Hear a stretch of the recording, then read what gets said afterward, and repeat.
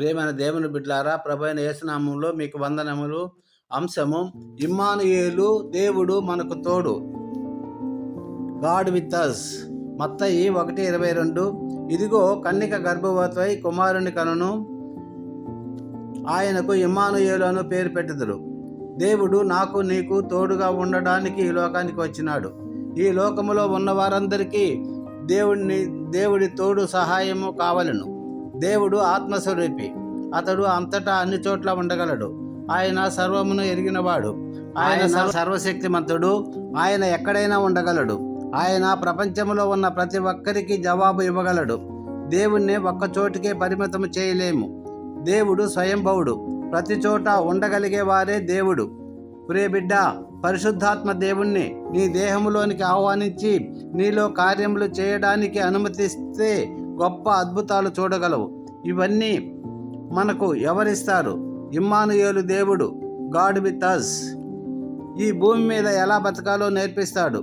నీవు సరైన పద్ధతిలో ధనమును ఎలా సంపాదించుకోవాలో నేర్పిస్తాడు.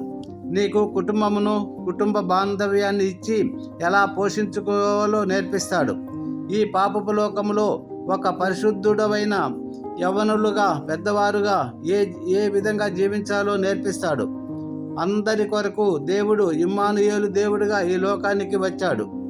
అతను నీకు తోడుగా ఉండాలని, నిన్ను బలపరచాలని, నీకు అవసరముగా ఉన్నవన్నీ ఆయన చిత్తానుసారముగా ఇవ్వాలని, నిన్ను దీవించాలని, నిన్ను పైకి లేవనెత్తడానికి, పైకి తేవడానికి, నీ జీవితాన్ని మార్చడానికి ఎప్పుడు ఇవ్వాలో, ఏమి ఇవ్వాలో అతనికి బాగుగా తెలుసు.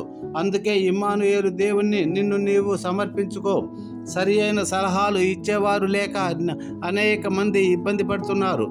నన్ను అర్థం చేసుకొని ఆదరించేవారు ఎవరని హృదయంలో పెద్ద గాయం చేసుకొని ఉన్నారు. ఒకే తృష్ణ కలిగి ఉన్నారు. చాలామంది ఎవరిని నమ్మాలో తెలియని పరిస్థితుల్లో ఉన్నారు. ఇమ్మానుయేలు దేవుడు నీకు తోడుగా ఉంటే ఈ వ్యాపారము, ఈ ఉద్యోగము ఎలా చేయాలో నేర్పిస్తాడు. నీవు ఆత్మ ద్వారా దేవునితో సన్నిహితముగా ఉన్నప్పుడు అతన్ని నీ చెవుల ద్వారా విని, ఆత్మీయ కన్నుల ద్వారా చూచి, హృదయం ద్వారా గ్రహింపగలుగుతావు. నీ కన్నులకు కూడా పరిస్థితులను చూచి పరిశుద్ధాత్మ ద్వారా ఆ క్లిష్ట పరిస్థితిని ఏ విధముగా జయించాలో నేర్పిస్తాడు.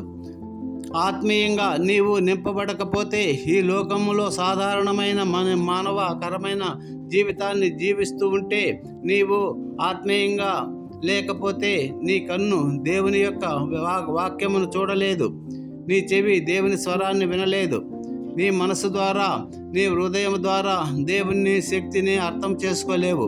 ఆ సమయంలో నీకు నీవే తాగాలని, ఆడాలని, పాడాలని తలంచుకుంటావు. కానీ ఎవరికి సహాయము చేయగలిగేటటువంటి మనసు నీకుండదు. ఎవరి మాటలు వినడానికి కూడా మనసు నీకుండదు. ఎక్కువగా పాపం చేయాలనుకుంటావు. ఎవరైనా మంచి చెబితే నాకు టైం లేదంటావు. ప్రియులారా, ఇమ్మానుయేలును దేవుడు మనకు తోడుగా ఉన్నాడు. మనలను శత్రువు తరిమినా, ముందు ఎర్ర సముద్రం ఎదురైనా యేసు తోడుగా ఉన్నాడు. ఆత్మానుసారముగా నడిపిస్తాడు. ప్రియులారా, మనము ఆయనను కలిగి ఉంటే సముద్రం అనే ఈ లోకములో ఆయనకు మహిమకరముగా జీవింపజేసి తరువాత అతనితో రాజ్యంలోనికి, ఆయనతో ఉండడానికి తీసుకువెళతాడు. అట్టి కృప దేవుడు మనకందరికీ దయచేయునుగాక. ఆమేన్. ఆమేన్.